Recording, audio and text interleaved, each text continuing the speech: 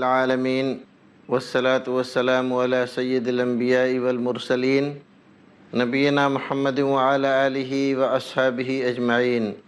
ناظرین، آپ کا خیر مقدم ہے اسلامی سماج کے اس پروگرام میں۔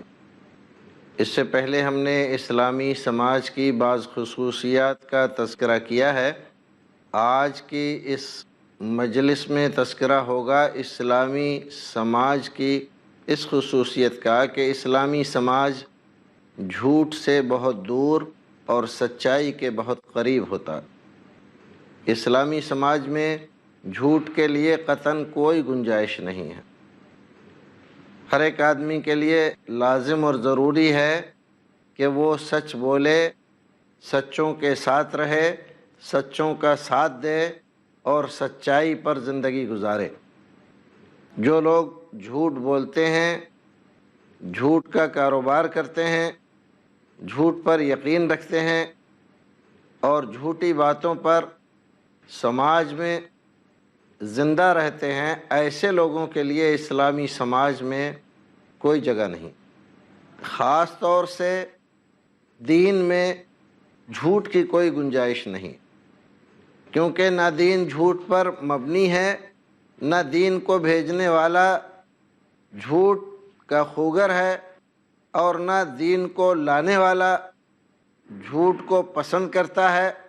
بلکہ دین سراپا سچائی کا منبع اور مرکز ہے۔ نبی اکرم صلی اللہ علیہ وسلم کی ذات گرامی الصادق المصدوق نبی اکرم صلی اللہ علیہ وسلم زندگی بھر سچ بولتے رہے، سچ کی تعلیم و تبلیغ کرتے رہے، سچائی سے وابستہ رہے اور سچائی کی تعلیم و تبلیغ کرتے رہے۔ چونکہ آپ کی ذات گرامی اسلامی سماج میں اس اعتبار سے کہ سب کچھ آپ کی اطاعت و فرما برداری کے طریقے پر ہو رہا ہے، سب سے اعلیٰ اور افضل ہے۔ کسی عام انسان کے تعلق سے کوئی جھوٹی بات کہہ دینا یہ بھی جرم ہے، لیکن اگر رسول اکرم صلی اللہ علیہ وسلم کی ذات گرامی کے تعلق سے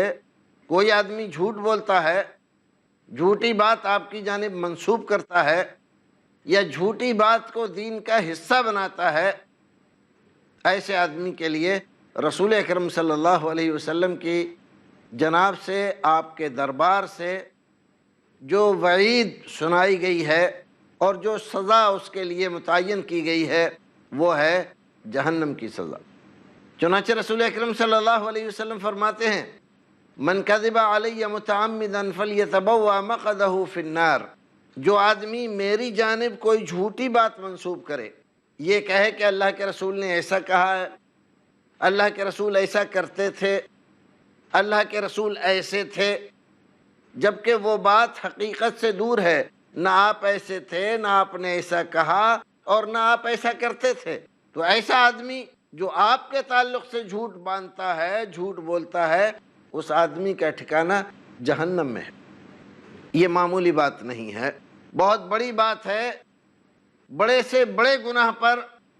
اس طرح سے ڈائریکٹ جہنم کی وعید نہیں سنائی گئی ہے۔ اس کا مطلب یہ ہے کہ اکبر الکبائر سے بھی بڑھ کر کبیرہ ہے یہ گناہ۔ اسی لیے رسول اکرم صلی اللہ علیہ وسلم کے برگزیدہ صحابہ تمام کے تمام اس بات پر متفق تھے کہ کچھ بھی ہو جائے، رسول اکرم صلی اللہ علیہ وسلم کے تعلق سے کوئی جھوٹی بات نہ کہی جائے۔ رسول اکرم نے جس انداز سے دین کو لوگوں تک پہنچایا ہے، جیسے اس کے احکام متعین کیے ہیں، جس طرح اور جس انداز سے، اس کو ویسے ہی رہنے دو۔ اس میں کسی طرح کی تبدیلی کرنا یہ بہت بڑا گناہ اور مہا پاپ۔ گناہ انسان سے اور بھی بہت سارے ہو جاتے، لیکن سب سے بڑا گناہ یہ ہے کہ انسان دین الہی میں کسی طرح کی تبدیلی کرے اور لوگوں کو یہ بتلائے کہ یہ اللہ اور اس کے رسول کا فرمان ہے۔ اسی لیے ایسے آدمی کو جو اپنی طرف سے کوئی بات نکالے اور نکال کر اس پر لیبل لگا دے دین کا، لوگوں پر ظاہر کرے کہ یہ اللہ اور اس کے رسول کا فرمان ہے، دین کا حصہ ہے، ایسا کرنے سے اتنا ثواب ملتا ہے اور ایسا کرنے سے یہ ضائع ہوتا ہے، اور رسول اکرم صلی اللہ علیہ وسلم ایسے تھے جبکہ حقیقت اس کے برخلاف ہے۔ تو نبی اکرم صلی اللہ علیہ وسلم نے ایسے آدمی کے لیے بشارت سنائی ہے جہنم کی، اور ایسے آدمی کو شریعت کی اصطلاح میں بدعتی کہا جاتا ہے، اور بدعتی کا کوئی عمل اللہ رب العزت کے یہاں مقبول نہیں۔ وہ نماز پڑھتا ہے لیکن قبول نہیں ہوتی، روزہ رکھتا ہے لیکن قبول نہیں ہوتا، حج کرتا ہے، زکوٰۃ دیتا ہے، صدقات و خیرات دیتا ہے، اور بھی بہت سارے نیک عمل کرتا ہے، لیکن اللہ رب العزت اس کے نہ فرائض قبول کرتا ہے نہ نوافل قبول کرتا ہے۔ جرم اس کا یہ ہے کہ اس نے اللہ کے رسول کے لائے ہوئے دین میں اپنی طرف سے اضافہ کر دیا۔ دین میں، شریعت میں جھوٹ کی گنجائش نہیں، جھوٹی بات کے لیے، جھوٹے آدمی کے لیے، جھوٹی عبادتوں کے لیے منمانے طریقے سے کسی نماز کی فضیلتیں اپنے طور پر متعین کر دی جائیں۔ اگر کوئی آدمی فلاں رات میں اتنی عبادت کر لے تو اس کو اتنا ثواب ملتا ہے۔ بہت سارے لوگوں نے نماز اور روزے کے لیے لکھی نمازیں، لکھی روزے، ہزاری روزے، لکھی نمازیں،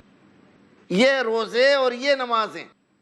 لوگوں کی اپنی نکالی ہوئی ہیں، رسول اکرم صلی اللہ علیہ وسلم نے نہیں بتلایا۔ کوئی آدمی یہ جان کر کہ اس سے اتنا ثواب مل جائے گا، اگر کرتا ہے تو اسے ثواب کچھ نہیں ملتا اگر وہ ناواقف ہے، لیکن اگر وہ یہ جانتا ہے کہ یہ رسول اکرم صلی اللہ علیہ وسلم نے نہیں بتلایا ہے، بعد کے لوگوں نے اس کو ایجاد کیا ہے اپنی طرف سے، تب صرف اتنا نہیں کہ اس کو ثواب نہیں ملتا، بلکہ وہ اللہ رب العزت کے یہاں سے مردود قرار پاتا ہے۔ اس کا یہ عمل بھی مردود، اس کے یہ روزے، یہ نمازیں بھی مردود، اور وہ آدمی بھی مردود۔ اللہ رب العزت اس کے نوافل بھی قبول نہیں کرتا، اس کے فرائض بھی قبول نہیں کرتا، جب تک کہ وہ اس بدعت سے توبہ نہ کر لے۔ تو جھوٹ کے لیے گنجائش نہیں ہے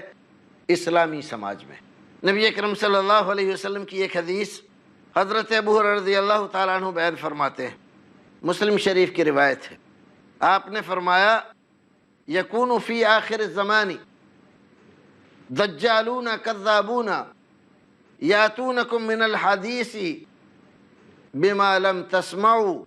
انتم ولا آباؤکم فإیاکم وإیاہم لا یضلونکم ولا یفتنونکم۔ خبردار لوگو، اچھی طرح سے واقف ہو جاؤ، کان کھول کر سن لو۔ ایک زمانہ ایسا آئے گا کہ اس زمانے میں دجال پیدا ہو جائیں گے۔ دجال دجل و فریب کرنے والے، جھوٹ کا کاروبار چلانے والے، جھوٹی باتیں کرنے والے، جھوٹی احادیث پیش کرنے والے، جھوٹی باتیں رسول اکرم صلی اللہ علیہ وسلم کی طرف منسوب کرنے والے، دجال نہایت درجہ جھوٹ اور دجل و فریب پر زندگی گزارنے والے لوگ پیدا ہو جائیں گے۔ یاتونکم من الاحادیث بما لم تسمعوا انتم ولا آباؤکم، تمہارے پاس ایسی احادیث لا کر پیش کریں گے جو نہ تم نے سنی نہ تمہارے باپ دادا نے سنی۔ اور یہ حدیث ذکر کرنے کا ان کا مقصد کیا ہوگا؟ چاہیں گے کہ دین میں ان کی یہ نکالی ہوئی چیزیں رائج ہو جائیں، لوگ ان کو دین مان لیں۔ مسلم شریف کی روایت جس کو حضرت ابو ہریرہ نے روایت کیا ہے، رسول اکرم نے فرمایا کہ میرے بعد کچھ ایسے لوگ پیدا ہوں گے جو دجال ہوں گے، تمہارے پاس آئیں گے اور آ کر ایسی حدیثیں تمہیں سنائیں گے جو نہ تم نے سنی ہوں گی نہ تمہارے باپ دادا نے سنی ہوں گی۔ فَإِيَّاكُمْ وَإِيَّاهُمْ، خبردار ان سے دور رہنا، اپنے آپ کو ان سے دور رکھنا، کہیں ایسا نہ ہو کہ وہ تمہیں ضلالت اور گمراہی میں جھونک دیں، کہیں ایسا نہ ہو کہ وہ تمہیں فتنے میں مبتلا کر دیں۔ رسول اکرم صلی اللہ علیہ وسلم کی اس حدیث سے کئی باتیں ہمیں ملتی ہیں۔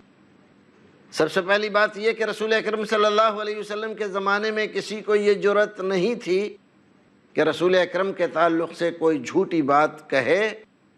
اور وہ بچ جائے، کیونکہ وحی کا سلسلہ جاری تھا،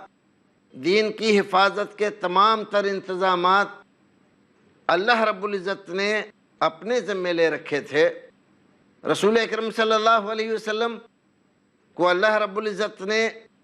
اس طرح سے محفوظ بنا رکھا تھا کہ عصمت آپ کے لیے مقدر فرمائی۔ کوئی بات غیر شرعی آپ کی زبان سے نکل جائے، آپ اس پر عمل کر بیٹھیں یا کسی کو حکم دیں اور اللہ رب العزت کو وہ پسند نہ ہو، ایسا نہیں ہوگا۔ ناظرین، یہاں ہم رکیں گے ایک مختصر وقفے کے لیے، سلسلہ کلام جاری رہے گا وقفے کے بعد بھی، تب تک کے لیے اللہ حافظ۔ ناظرین، خیر مقدم ہے آپ کا اسلامی سماج کے اس پروگرام میں وقفے کے بعد ایک بار پھر۔ وقفے سے پہلے ہم آپ سے مخاطب تھے رسول اکرم صلی اللہ علیہ وسلم کی ایک حدیث کی تشریح کے سلسلے میں۔ مسلم شریف کی روایت، جس کو حضرت ابو ہریرہ نے روایت کیا ہے، رسول اکرم نے فرمایا کہ میرے بعد کچھ ایسے لوگ پیدا ہوں گے جو دجال ہوں گے، تمہارے پاس آئیں گے اور آ کر ایسی ایسی حدیثیں تمہیں سنائیں گے جو نہ تم نے سنی ہوں گی نہ تمہارے باپ دادا نے سنی ہوں گی۔ فَإِيَّاكُمْ وَإِيَّاهُمْ، خبردار خبردار ان سے دور رہنا، اپنے آپ کو ان سے دور رکھنا، کہیں ایسا نہ ہو کہ وہ تمہیں ضلالت اور گمراہی میں جھونک دیں، کہیں ایسا نہ ہو کہ وہ تمہیں فتنے میں مبتلا کر دیں۔ رسول اکرم صلی اللہ علیہ وسلم کی اس حدیث سے کئی باتیں ہمیں ملتی ہیں۔ سب سے پہلی بات یہ کہ رسول اکرم صلی اللہ علیہ وسلم کے زمانے میں کسی کو یہ جرأت نہیں تھی کہ رسول اکرم کے تعلق سے کوئی جھوٹی بات کہے اور وہ بچ جائے، کیونکہ وحی کا سلسلہ جاری تھا، دین کی حفاظت کے تمام تر انتظامات اللہ رب العزت نے اپنے ذمے لے رکھے تھے۔ رسول اکرم صلی اللہ علیہ وسلم کو اللہ رب العزت نے اس طرح سے محفوظ بنا رکھا تھا کہ عصمت آپ کے لیے مقدر فرمائی۔ کوئی بات غیر شرعی آپ کی زبان سے نکل جائے، آپ اس پر عمل کر بیٹھیں یا کسی کو حکم دیں اور اللہ رب العزت کو وہ پسند نہ ہو، ایسا نہیں ہوگا۔ نبی اکرم صلی اللہ علیہ وسلم اس دنیا سے چلے جانے کے بعد ایسا زمانہ آئے گا، کچھ لوگ جعلی حدیثیں، جھوٹی باتیں گڑھ کر رسول اکرم صلی اللہ علیہ وسلم کی طرف منسوب کریں گے۔ رسول اکرم نے ایسے لوگوں کو دجال فرمایا، اور جو حدیثیں وہ لا کر ذکر کریں گے یہ فتنے اور ضلالت اور گمراہی کا باعث ہوں گے۔ آج ہمارے زمانے میں بہت سارے لوگ ایسے ہیں جن کا دار و مدار محض جھوٹی اور من گھڑنت حدیثوں پر ہے، ان کا اوڑھنا بچھونا ہی جھوٹی اور من گھڑنت حدیثیں ہیں، اور جب ان کو ٹوکا جاتا ہے اور محدثین کرام کے فرامین اور ان کے فیصلے اس بارے میں سنائے جاتے ہیں تو وہ بڑے سوکھے منہ سے کہہ دیتے ہیں کہ اللہ کے رسول کی حدیث ہے، بھلا اللہ کے رسول کی حدیث بھی ضعیف ہو سکتی ہے۔ یہ لوگ دین کے نام پر جھوٹ کا کاروبار کر رہے ہیں، لوگوں کو جھوٹی امیدوں پر زندہ رکھنے کی کوشش کرتے ہیں اور جھوٹی باتوں کے ساتھ دین کا کاروبار چلا رہے ہیں۔ نبی اکرم صلی اللہ علیہ وسلم نے فرمایا، جو حدیثیں تم نے نہ سنی، تمہارے باپ دادا نے نہ سنی، وہ حدیثیں یہ لا کر تمہیں سنا رہے ہیں، تم ان کو صرف اس بات پر کہ انہوں نے کہا کہ یہ حدیث ہے یا کسی محدث نے اپنی کتاب میں لکھا اس کو، لیکن یہ نہیں بتاتے کہ اس محدث نے اس حدیث کے بارے میں کہا کیا۔ تمہارے سامنے نام لے دیں گے کہ العالی المصنوعہ میں علامہ سیوطی نے یہ لکھا ہے، علامہ عراقی نے تنزیہ الشریعہ میں یہ لکھا ہے، اور الکامل میں ابن عدی نے یہ لکھا ہے، لیکن یہ نہیں بتلاتے کہ ان محدثین کرام نے ان کتابوں کو، جن کا نام یہ لیتے ہیں، ان کتابوں کو جھوٹی من گھڑنت احادیثی کے لیے خاص کیا ہے۔ ان کتابوں میں انہی احادیث کا تذکرہ کیا ہے جو جھوٹی ہیں، اسی لیے ان کا نام العالی المصنوعہ رکھا، بناوٹی، جھوٹے موتی۔ اسی لیے تنزیہ الشریعہ اس کا نام رکھا کہ شریعت کو پاک صاف کریں ان تمام گندگیوں سے، ناپاکیوں سے جو لوگوں نے شریعت کے ساتھ جھوٹی باتیں لگا کر بھڑا دی ہیں۔ اور ابن عدی نے اپنی کتاب الکامل کو صرف اس کا نام کامل نہیں رکھا بلکہ الکامل فی الضعفاء رکھا، اور اس میں ضعیف لوگوں کا تذکرہ کیا، اور ان سے جو روایتیں منقول ہیں ان احادیث کو ان کے ترجمے اور ان کی سوانے میں لکھ دیا کہ احادیث ان ضعیفوں کی بیان کی ہوئی، اور اس بات سے آگاہ کر دیا کہ خبردار ان پر اعتبار مت کرنا۔ اور محدثین کرام نے ایسے مجموعے بھی لکھے جو صحیح احادیث پر مشتمل ہیں، حضرت امام بخاری رحمۃ اللہ علیہ، حضرت امام مسلم رحمۃ اللہ علیہ، حضرت امام حاکم، اور اسی طرح سے مسند حمیدی اور صحیح ابن خزیمہ۔ یہ وہ حضرات ہیں جنہوں نے اس بات کی کوشش کی کہ صحیح ترین احادیث کو صرف لکھا جائے، جس میں امام بخاری رحمۃ اللہ علیہ اور امام مسلم دو ایسی کتابیں ہیں ان حضرات کی لکھی ہوئی کہ جس کو ساری امت نے قبول فرمایا، اور سارے محدثین نے ان کے بارے میں یہ فیصلہ دیا کہ اس میں جو کچھ ہے وہ صحیح ہے۔ باقی دیگر لوگوں کی کتابوں میں بہت معمولی درجے میں بعض ضعیف حدیثیں پائی جاتی ہیں، انہوں نے کوشش کی لیکن اس کوشش میں وہ حضرات پورے طریقے سے کامیاب نہیں۔ باقی رہا سنن کا معاملہ، تو ان حضرات نے کب اپنے اصول متعین فرمائے،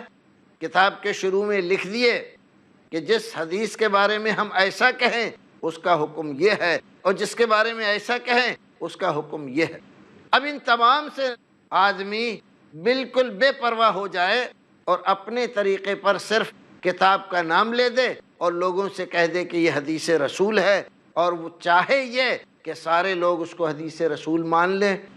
جبکہ وہ حدیث ضعیف تر، موضوع، من گھڑنت اور وضاعین کی نکالی اور گڑھی ہوئی ہے۔ کیسے امت اس کو مانے اور اسلامی سماج میں اس کے لیے کیسے جگہ باقی رہے؟ نبی اکرم صلی اللہ علیہ وسلم نے باخبر کیا ہمیں، اگر ہم ضعیف اور موضوع کا فرق نہیں سمجھیں گے اور تمام احادیث کو صرف اس بنیاد پر کہ یہ حدیث ہے اور ماننے لگ جائیں گے، تو دو باتیں، دو میں سے ایک یا دونوں باتیں ہمیں آ کر گھیر لیں گی، ایک ضلالت، دوسرے فتنہ، ہم فتنے میں پڑ جائیں گے۔ آج امت مسلمہ بہت بڑے فتنے میں مبتلا ہے، خاص طور سے عقائد کے باب میں۔ وجہ اس کی یہی ہے کہ لوگوں نے جھوٹی احادیث پر دار و مدار رکھا ہوا ہے اور اسی پر نئے نئے عقیدے نکالے ہیں، وہ عقیدے جو صحابہ کرام کے درمیان نہیں تھے، جو صحابہ کرام نے نہیں بتلائے، جس کو تابعین نے، نظام نے نہ سنا نہ جانا، لیکن ان لوگوں نے اپنے طور پر نئے عقیدے ایجاد کر کے انہی جھوٹی حدیثوں پر اپنی بنیاد رکھ کے لوگوں کو فتنے میں مبتلا کر رکھا ہے کہ یہ حدیث میں ہے اور حدیث میں ایسا ہے، بغیر اس بات کو دیکھے ہوئے کہ وہ حدیث کیسی ہے، کس نے روایت کی ہے۔ محدثین کرام نے بڑی محنتیں اور کوششیں کی، احادیث کے طبقات متعین فرمائے۔ طبقہ اولیٰ کی احادیث اعلیٰ درجے کی مانی گئیں، طبقہ ثانیہ کی احادیث میں کچھ ضعیف احادیث بھی ذکر کی گئیں کہ ان کتابوں میں جو طبقہ دوئم کی روایتیں ہیں ان میں کچھ احادیث ایسی بھی ہیں جو درجے کے اعتبار سے کمزور ہیں۔ تیسرے طبقے میں جو احادیث ہیں ان میں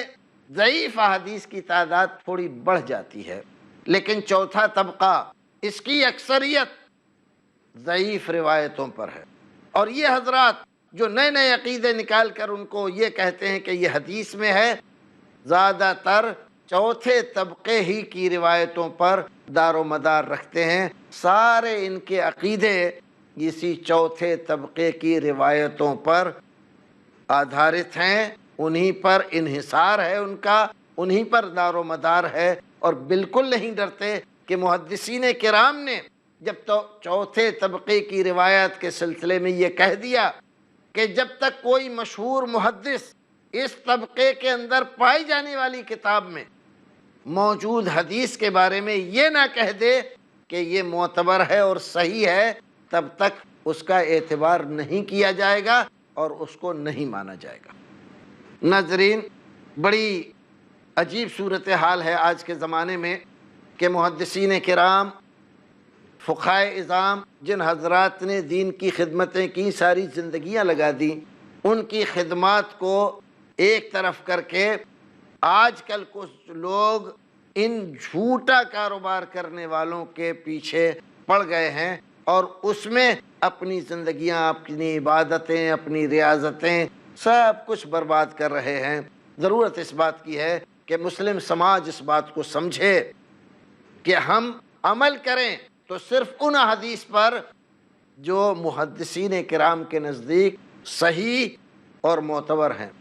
اور جن حدیث پر محدثین کرام نے کلام کیا ہے ان کو ضعیف، کمزور،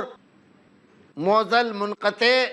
مقطوع اس طرح کے الفاظ سے یاد کیا ہے یا ان کو موضوع بتلایا ہے، تو ہرگز ان کو نہ دین کا حصہ سمجھیں، نہ دین کی چیز جانیں، اور نہ اس کو وہ درجہ دیں جو حدیث رسول کا ہوتا ہے، اور نہ اس پر اپنے عمل اور نہ عقیدے کی بنیاد رکھیں۔ اسی میں ہماری سلامتی ہے، اور اگر ہم اس بات کو نہ سمجھیں گے تو ہم فتنے میں مبتلا ہو جائیں گے اور گمراہی ہمیں پکڑ لے گی۔ گمراہی کے جتنے چور دروازے ہیں وہ سب ضعیف اور موضوع روایتوں سے ہو کر ہی گزرتے ہیں۔ اللہ رب العزت ہمیں اور آپ کو نیک عمل کرنے کی توفیق عطا فرمائے۔ اگلے ایک حلقے میں ایک نئے موضوع کے ساتھ آپ سے ملاقات ہوگی، تب تک کے لیے اللہ حافظ۔